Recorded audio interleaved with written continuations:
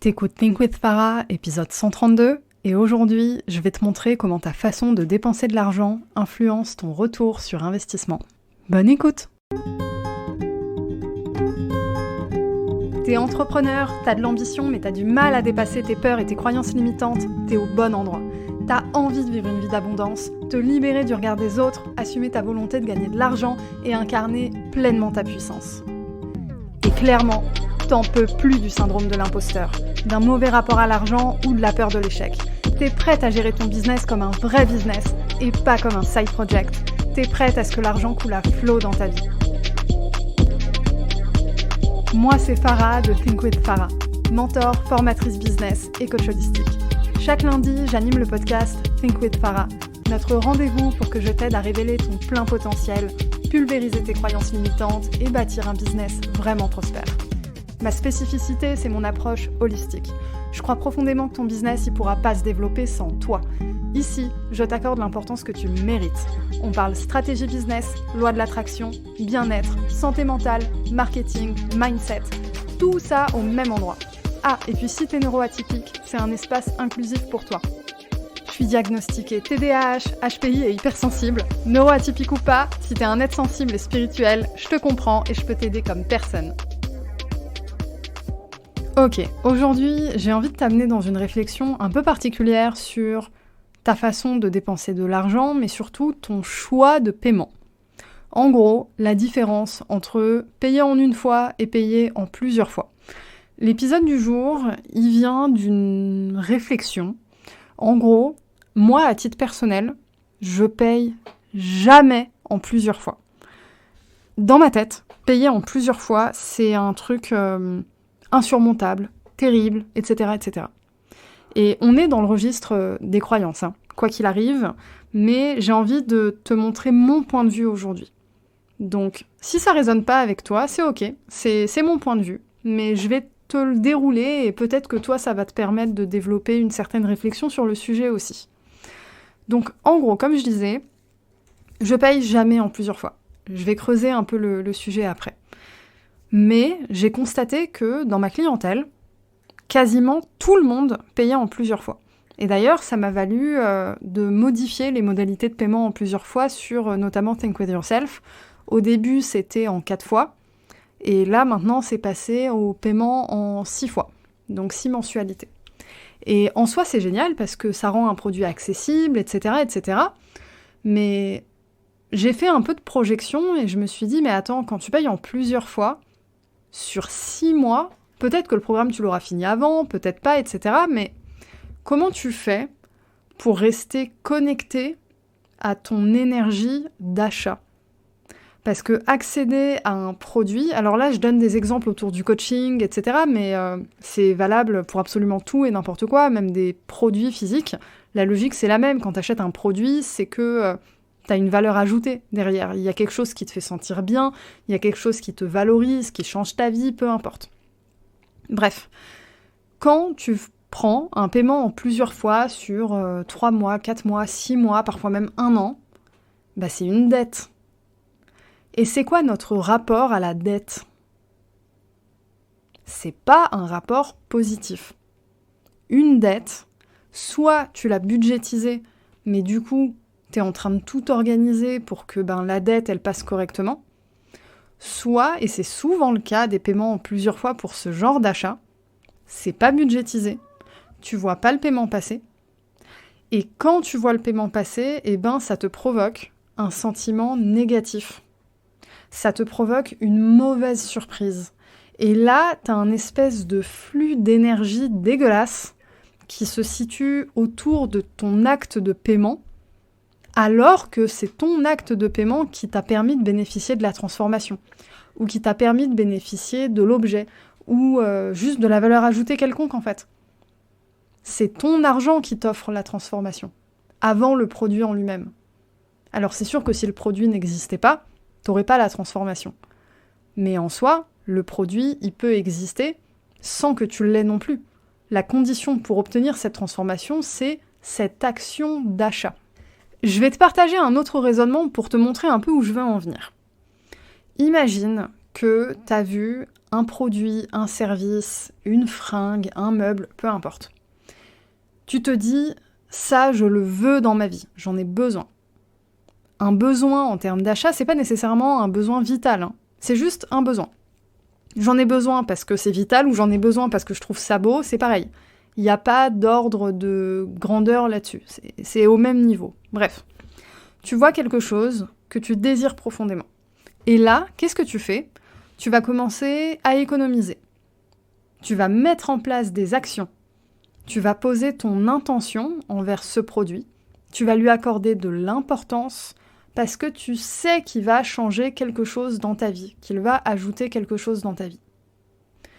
À l'inverse, si tu payes en plusieurs fois, alors c'est pas tellement à l'inverse parce que tu peux et économiser et payer en plusieurs fois, mais pour la logique du raisonnement, partons du principe que t'économises, tu payes en une fois, ou alors tu payes en plusieurs fois et c'est pas autant réfléchi. En gros, là où je veux en venir, c'est que quand tu payes en plusieurs fois, cet acte de paiement, tu ne le vois pas passer ou presque.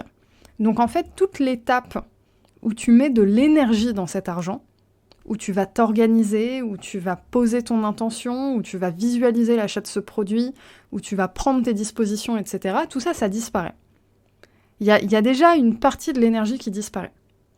Et il y a un truc intéressant, je fais référence à Alex Martel, je ne sais pas si tu la connais, elle fait un gros travail sur les stratégies de pricing, la psychologie d'achat, etc., c'est super intéressant. Et elle parlait dans un de ses contenus du fait que l'acte d'achat représente une douleur pour le cerveau. C'est une douleur psychologique. Et en gros, ce qu'elle expliquait, c'est que la douleur, elle était renforcée quand l'acte d'achat arrivait après la consommation du produit. Et là, il y a un truc intéressant, je repense à mes années de freelance. Quand j'étais freelance, la plupart de mes contrats, je les ai signés sur une plateforme qui s'appelle Malte, qui fait de la mise en relation entre les entreprises et les freelances. Et comment ça se passe ici ? La personne qui est cliente, l'entreprise cliente, elle va payer le ou la freelance avant le début de la mission. Et c'est hyper intéressant parce que du côté client, du coup, tu payes au moment où tu es hyper enthousiaste de démarrer la mission. Tu es au niveau maximum d'énergie pour ce travail-là, pour cette transaction-là. L'argent, à ce moment-là, il ne va pas dans la poche du ou de la freelance. Il est bloqué sur la plateforme et ensuite, c'est à la fin de la mission seulement où les deux parties disent « mission terminée, je valide le virement », en gros. Mais le client ou la cliente a déjà payé il y a quelques jours, voire il y a quelques semaines. L'argent était juste bloqué. Et là, on est dans la configuration parfaite, entre guillemets, du côté du consommateur, qui est « je paye avant d'accéder à ma prestation ». Par exemple, quand tu vas au cinéma, c'est ça. Tu payes et après tu vas voir ton film. Ce serait pas pareil si t'allais voir ton film et que tu payais après. T'as un meilleur niveau de satisfaction quand t'as payé avant, parce que la douleur de l'achat, elle est passée. C'est comme une bande d'épilation. Schlac, c'est passé. Et ensuite, tu n'as que profité de ton achat, de ton produit, de ton investissement, ce que tu veux. Quand tu payes en plusieurs fois, ben ça, tu le perds. Parce que, alors certes, le premier paiement, ça peut arriver avant de consommer le produit éventuellement, mais après tous les autres, chaque nouveau paiement qui arrive, c'est un sentiment de douleur, alors que, à la base, ça aurait pu être un sentiment de joie, de gratitude, une énergie très haute, etc. Avec le paiement en plusieurs fois, alors là, je parle surtout du paiement en plusieurs fois qui n'est pas fait en pleine conscience. Un peu le paiement en plusieurs fois que tu fais en automatique parce que t'as toujours fait ça, parce que dans ta tête, si tu fais pas ça, tu vas jamais te remettre d'avoir dépensé quelques centaines d'euros d'un coup. C'est une croyance que t'as, tu te dis, en gros, le vide sur mon compte bancaire, je vais jamais m'en remettre. Et donc, pour contrecarrer ça, tu te dis, je vais payer en plusieurs fois, comme ça je vais pas le voir passer. Mais, et si il fallait le voir passer ?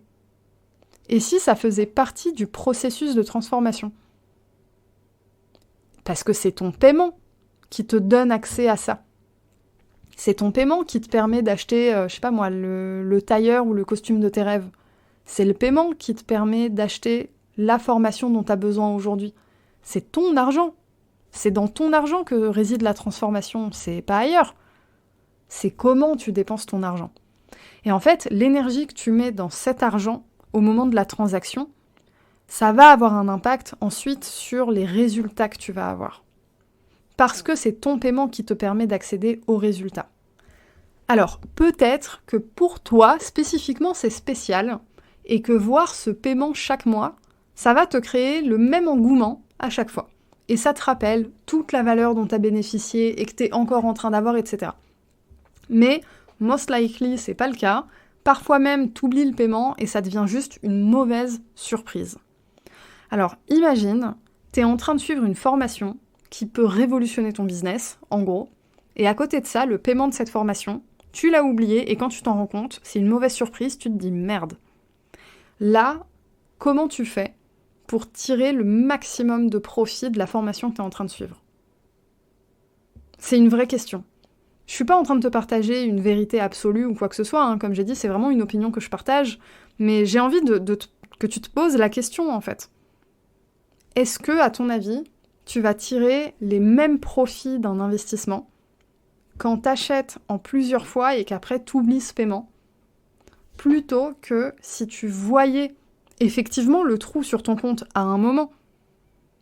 Mais quand t'achètes dans la joie, t'achètes dans la gratitude, t'achètes pas dans la peur du manque. Typiquement, quelqu'un qui va investir sur une formation, entre une personne qui va y aller à fond, qui va pas être habitée par la peur du manque, par les doutes, etc., cette personne, elle sera beaucoup plus ouverte, ne serait-ce qu'à recevoir les enseignements, parce qu'elle n'aura pas d'énergie de résistance. Alors que quelqu'un qui, à côté, va y aller à tâtons, se dire je vais payer en plusieurs fois, et puis oublier le paiement, et puis quand tu t'en rappelles, en fait c'est une mauvaise surprise, etc., etc. Il y a un truc qui est pas sécure dedans. D'un coup, t'es plus du tout dans cette énergie de joie, d'abondance, de gratitude, etc. Alors ça veut pas dire qu'il faut pas avoir conscience de certaines réalités budgétaires.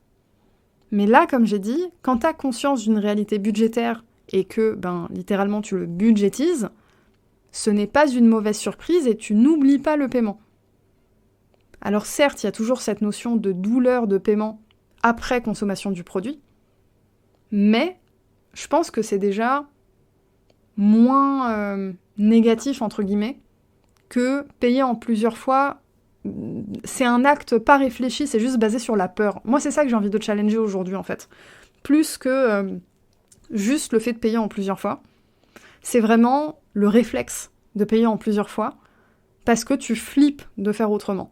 Parce que t'as vu un accompagnement à 1 000 € ou à 2 000 € et tu te dis « Oh, mon Dieu, comment je vais faire? Comment je vais survivre à ce trou dans mon compte bancaire ?» Mais le truc, c'est que si tu peux t'offrir ce truc, même le payer en plusieurs fois, c'est que tu peux te l'offrir. Et c'est ok si après t'as besoin d'ajuster un peu tes dépenses le temps de renflouer les caisses. C'est ok. C'est comme ça qu'on gère un budget. Alors, bien sûr, de façon raisonnable. Si ça te demande de te faire harakiri et de plus avoir aucun plaisir dans la vie, etc., etc., c'est peut-être que c'est hors budget. Et c'est normal, et c'est ok, ça fait partie du jeu.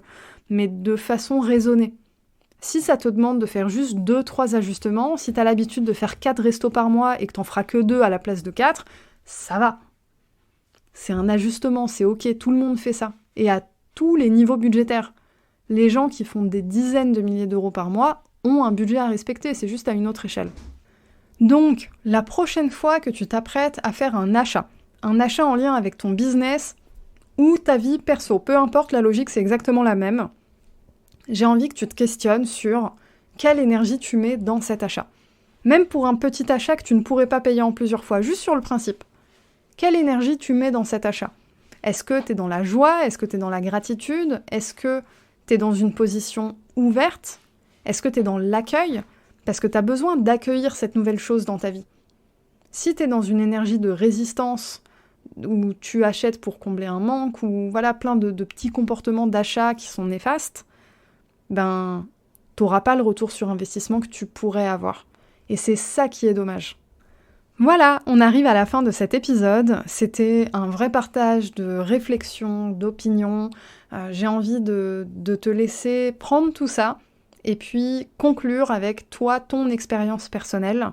Et j'aimerais beaucoup que tu partages ta conclusion dans ta story Instagram et que tu me tagues. Comme ça, je peux prendre connaissance de c'est quoi ton avis sur le sujet. Et puis, dis-moi surtout si ça t'a ouvert une piste de réflexion qui va te faire changer certaines habitudes d'achat. Pour rappel, mon compte Instagram, c'est @thinkwithfarah. Allez, à la semaine prochaine!